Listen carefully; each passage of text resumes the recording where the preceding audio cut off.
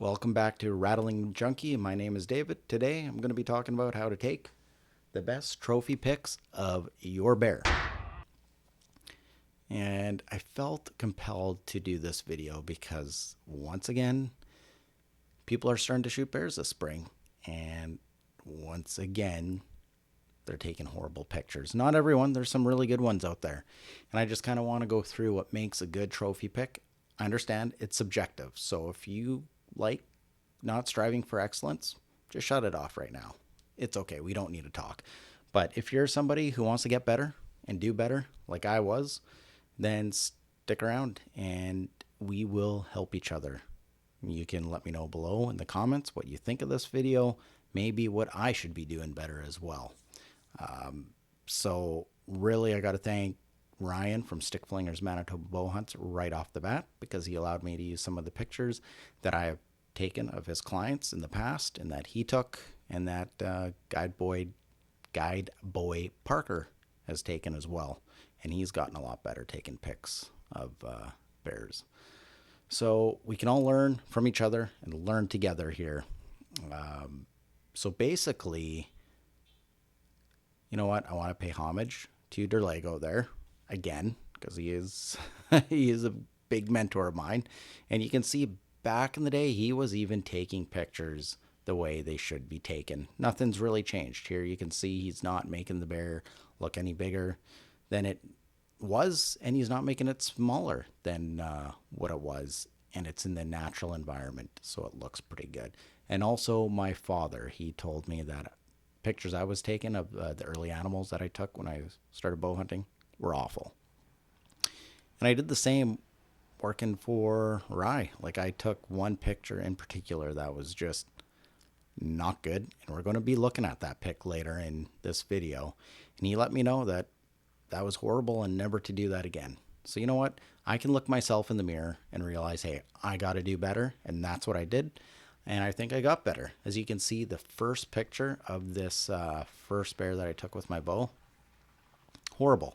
And then you see the last picture I took of the last bear I shot last year. Great picture. So much improvement, right? So if I can improve, you can improve. So let's get into this video. All right, point number one. Location, location, location. Okay, so what does this mean? It means do not move the bear to a different site where it wasn't shot. You know, generally where they fall in that vicinity, within like 10 square yards or 10 yards radius, that is going to be the best place to take that picture. There's usually a log or a mound that you can place the bear on. And if you don't have that, you can just take some cut logs and place it right underneath the bear's chest. Don't go overboard on that because you can really overdo it and it can look kind of hideous, okay? It can look unnatural. So just do it enough to puff them up because bears have a tendency to pancake, get real flat after, because they walk in, they're all like puffy and look good. You shoot them, they run away, fall down, and they just kind of, they can melt into the earth a little bit. So you want to make it just look representative of when you saw it walk in. Okay, so the location is so crucial because generally outfitters, man, that light is bright, but I guess it's necessary so you can see the board. Anyways, don't mind my squinting.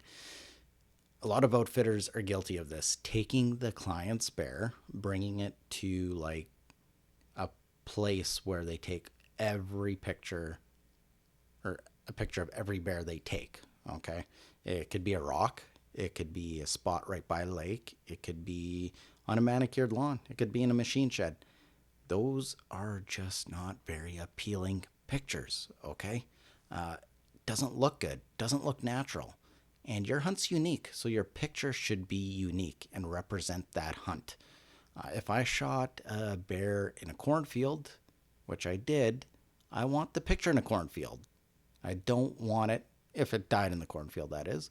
I don't want it on some manicured lawn, okay? So I'm going to look at one picture of a client. Actually, there's going to be two. But the first one here, big bear. This bear like squared, I think just over 8 feet, just a giant bear.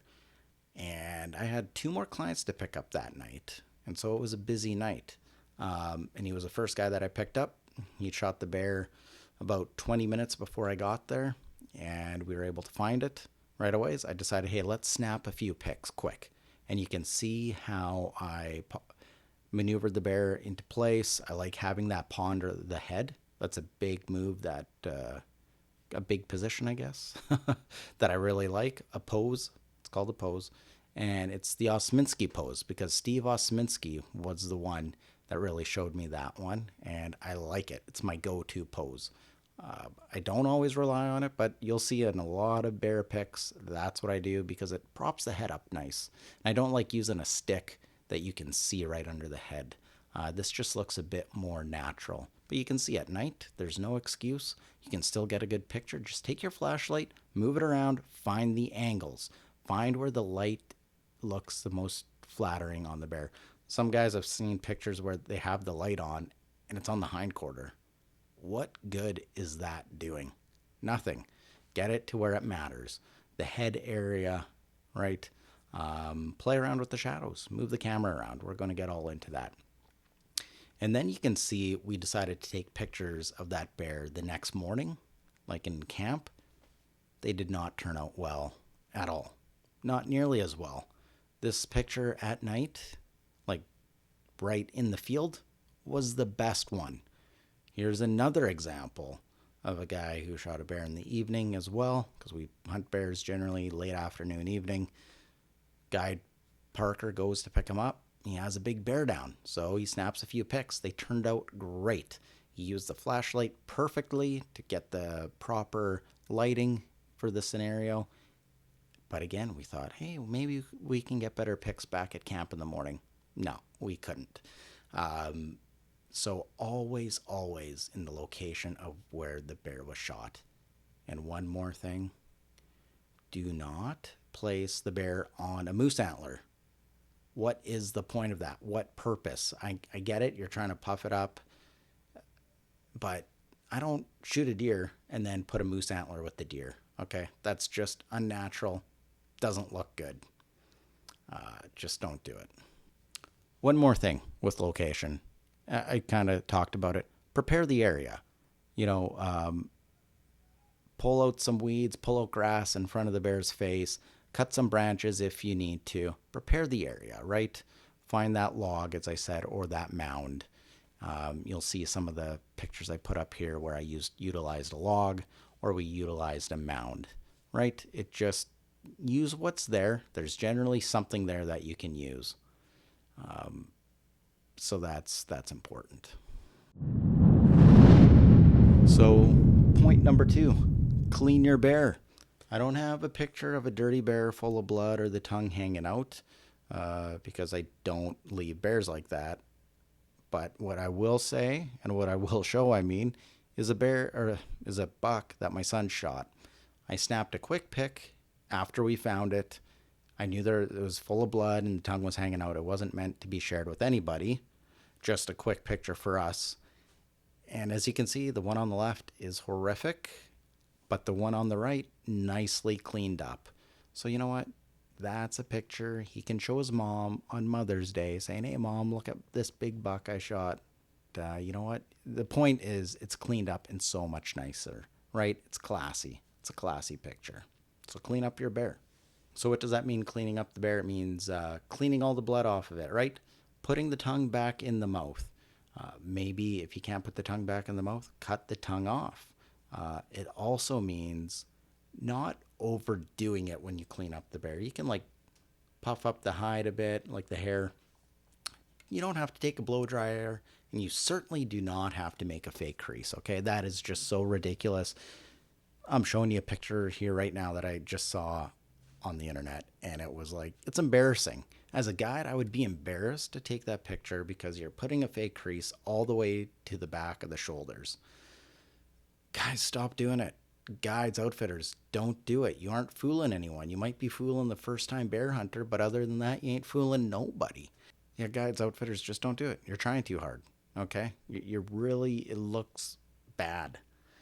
The picture actually isn't that bad besides the fake crease all the way to the shoulders, and it's in like, it looks like maybe it's by camp and not actually where he got it. But they don't have the camera too close to the bear. The hunter's not sitting like 20 feet back trying to make the bear look like a polar bear or something like a dinosaur. You know, it looks reasonable. So it's almost there. It's pretty close, but the fake crease, I had a good laugh seeing how I guess guys think that means it's a big bear if it has a fake crease. If it has a crease in its head when it comes in, it's going to have a crease in its head for the picture naturally. You don't have to put it there, okay? There's no use for it. All right, point number 3. Hunter position. Be classy. What does this mean? It means don't sit crazy far behind it, like I alluded to before, like 20, 30 feet. Well, not that far, but you don't have to sit at the tail, right? The best hunter position is what I can show you right here, my last year's bear. Have your hand on the shoulder area, the back, which I do. My hand's kind of blending in. Well, it's the first covering it a bit, but you can still see my arm is on there. I'm not straight arming it. I'm not having my arm way ahead of my body. I'm just there like this. And I have the camera at a good angle. We're going to be talking about that. So hunter position is very important. You can also find a depression close to the bear so that you're not towering over the bear. So the biggest thing is you don't want to tower over the bear, and you don't want to have your head just sticking above the bear. Here, there's a bear here that I shot in 2015. You can see the one picture on the right. I'm at the tail end of the bear. Looks like the bear's giving birth to me. So it's ridiculous. And my head's really low. So the one on the left, I'm closer to the shoulder. My hand's on my arm and hand is on the bear's shoulder back area. I'm a little bit low, but you can still see my body. It's just not my head poking up. You know, like here's Jay. He just has his head poking up. And as well as Noah's like way behind the bear. Just showing you, don't sit way behind the bear. Even on big bears. I've seen guys do this on big bears. They're right at the tail. It's just, man, you're trying way too hard. We all know that's a big bear because we can see the characteristics of it. You're embarrassing yourself. You really are. You're fooling no one but yourself, okay? So just do better. Again, that's what this whole video is about, is striving for excellence. Like I said earlier, don't sit in front of the bear. You can see the first pic here on the left. I'm sitting in front of the bear. The one on the right, that's only a year after that. I learned my lesson. I'm sitting a bit behind it, but you can still see I'm giving it perspective, right? I'm not crazy behind it. It's a classy pose. It looks good. It's a nice bear, doing the bear justice, okay? And for the life of you, do not sit on the bear and grab the ears. Or just don't grab the ears in general. Don't sit on the bear. It looks ridiculous. You can see Noah's doing this because we're like making fun of it, okay? It's just, there's better ways. You see the one on the right? There. It's a good picture. You don't have to grab the ears, okay? Hunter position is important. So sit by the ribs, have your hand on the back or the shoulder. You don't have to, but it just allows people to see the perspective of the bear, the true size. It's given some scale to it as well. Okay, there's many different ways and different poses to take with your bear. These are just some guidelines, and then from there, you can feel what looks good or do what looks good, right? The point is, let's take some good pictures here. Point number 4, it's all about the angles. Okay, it really is. So when you have that bear on the ground and you're doing the location, you're cleaning the bear, you got the hunter position, now it's all about the angles. And what does that mean? It means the camera can be low, the camera can be high, the camera can be to the side, right? You're taking, and a combination of all those. Find out what looks the best through your camera. And you're going to take a lot of pictures to get one good picture. That's generally how it works. Sometimes you can get lucky and get a couple good ones, but generally it's like one, maybe two. So take a lot of angles, and I'm going to go over this. We're going to go over a few pictures of how the angle can change the look of the bear drastically. So this picture right here, this is what I was referring to earlier. It's a horrible picture. I placed the camera too close and too low looking up. It looks ridiculous. It's a nice bear. I think it's squared 6'5" or so. So it's not a bad bear, maybe 6.5. It's a long time ago, but so it's a bit bigger than average bear. But I didn't need to do that. And Ryan called me out on that, and I was embarrassed when he did because I knew. I knew right there, and it's over the top. And you know what? Some of you guys have done over the top pictures, and it's okay. You're forgiven, right? Just do better. Strive for excellence, all right? Now we're getting a bit more subtle. The one on the left was just a quick pic I snapped in the evening once I found the bear. The one on the right is the one in the morning. But you can see the one on the left isn't like necessarily horrible, but it still is trying a bit too hard, okay? So the next morning, I was able to prop the camera up on a bag. I didn't have a tripod with me. And I was able to get a good picture there, a good realistic picture of the bear. So the camera angle, it can do a lot for you, right? Either unrealistic or too small. Make the bear look too small, that is. Then this is what I mean about when it looks too small. Same bear, different camera angle. Okay, and this bear's nice.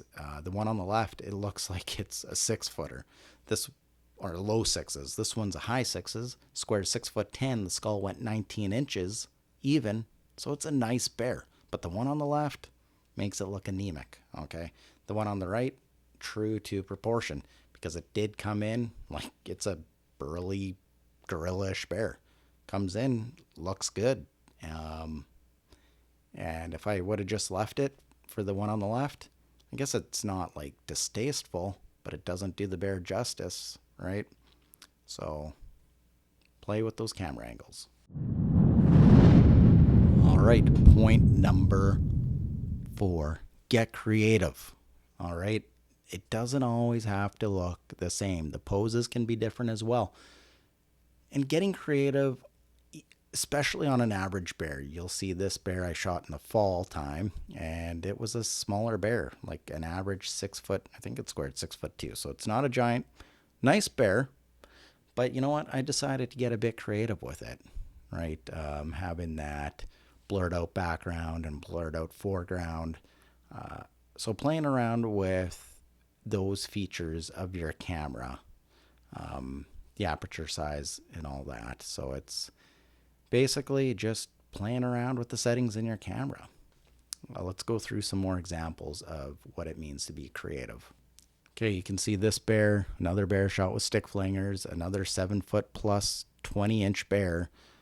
Beautiful bear. The one on the left, I used the night mode on my camera, like on my phone, night mode on the camera, cell phone camera. And excuse me, I'm a bit tired here trying to get this video done. And doing God's work really is to get the word out there about how to take good pictures. Anyways, so I just played around with it. As you can see the picture on the right, the sun was coming in so nice. Sometimes I like that filtered light.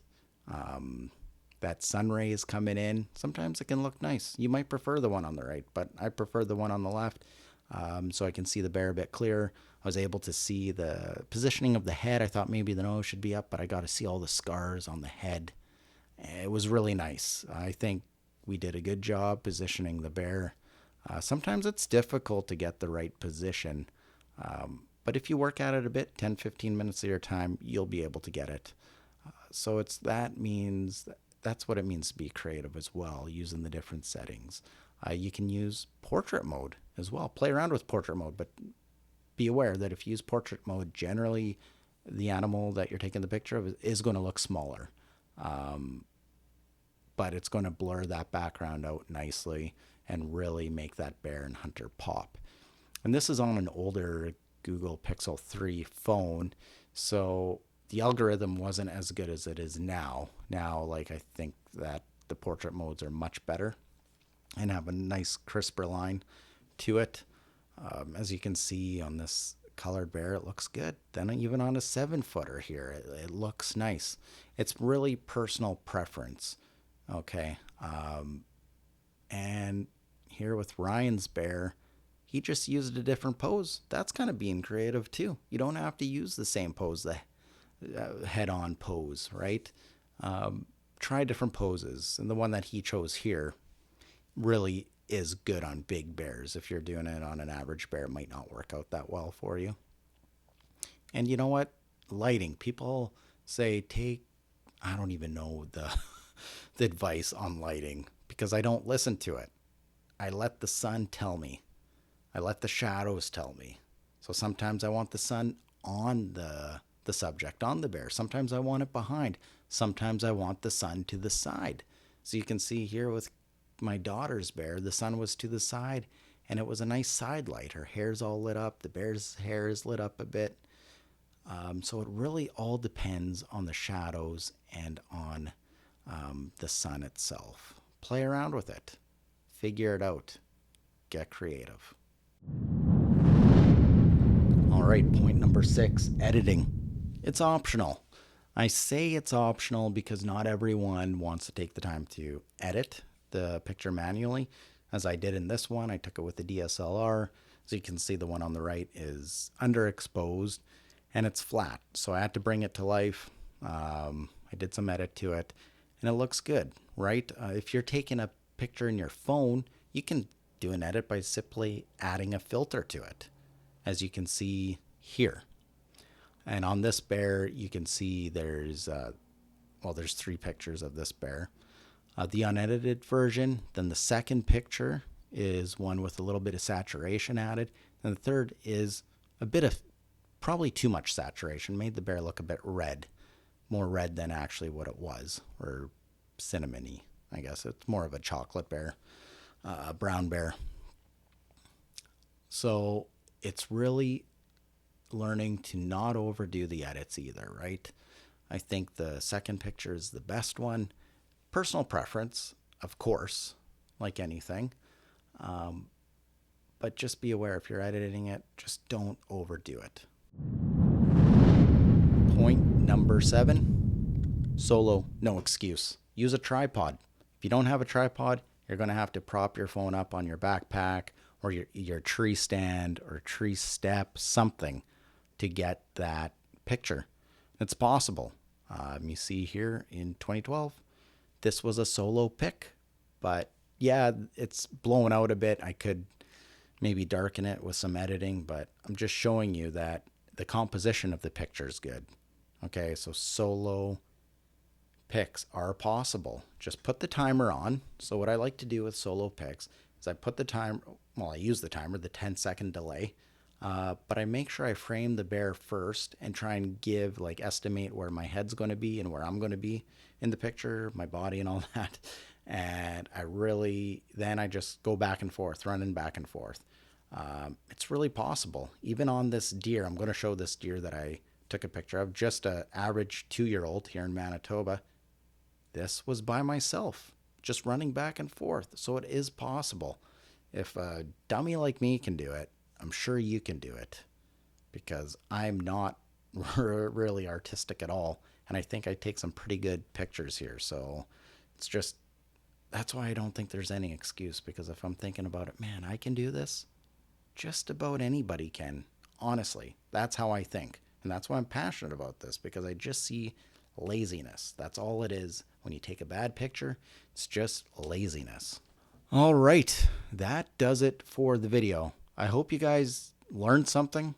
If you have any tips for me, you can put them down in the comments. I understand this studio isn't perfect. This lighting isn't perfect, but I'm trying to make do. I'm trying to get this video out. I'm trying to just help the community of bear hunters, because you know what? We can do better. We don't want horrible pictures floating around the internet. Don't give the antis something that they can use, like your picture, that they're going to be plastering over for a reason to ban bear hunting. Okay, let's put our best foot forward. And as a collective of bear hunters, I think we can really do better. Starting to get to know this online community, not necessarily an online community, but the bigger community of bear hunters. And there's a lot of room for improvement, from anywhere from shot placement advice, judging bears, and taking good pictures. I feel that I'm no one special when it comes to this stuff, but I feel that I do a good job with the pictures and so can you. With that, good luck, and I look forward to seeing you guys on the next one.